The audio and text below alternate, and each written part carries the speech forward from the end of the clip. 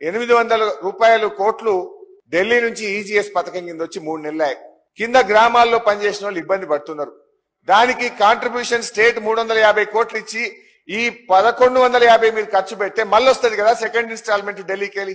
ఈ 800 మీరు 3 నెలలకెళ్ళి ఆపుకోవడం ద్వారా గ్రామ పంచాయతీలు కట్టిన వాళ్ళు, స్కూల్ కాంపౌండ్ వాళ్ళు కట్టిన వాళ్ళు, అంగన్వాడీలు కట్టిన వాళ్ళు, సీసీ రోడ్లు చేసినటువంటి వాళ్ళు ఇవాళ పాపం రోడ్ల మీద పడి ఇబ్బంది పడే పరిస్థితి ఉంది.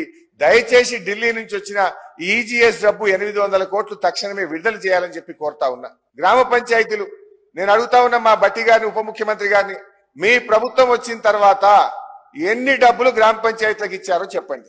8 నెలల కాలంలో గ్రామ పంచాయతీలకు ఏమన్నా 8 రూపాయలు ఇచ్చారా? ఇస్తే ఎప్పుడు ఇచ్చారు, ఎన్ని పైసలు ఇచ్చారో చెప్పండి. బుగ్గలకు పైసలు లేవు, బ్లీచింగ్ పౌడర్ కు పైసలు లేవు, డీజిల్ కు పైసలు లేదు, దోమల మందుకు పైసలు లేవు, గడ్డి మందుకు పైసలు లేని పరిస్థితి. ఇలా వైద్య ఆరోగ్య శాఖకు పంచాయతీ రాజ్కు దగ్గర సంబంధం ఉంటుంది. పంచాయతీ రాజ్ శాఖ బాగా పనిచేయగలిగితే ఆసుపత్రుల్లో పేషెంట్లు తక్కువ ఉంటారు.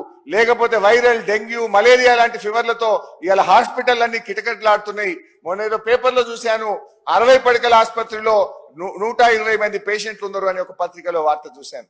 ఎందుకు పెరుగుతా ఉన్నాయి డిసీజెస్ అంటే మరి అక్కడ ఇబ్బంది ఉన్నది కనుక దయచేసి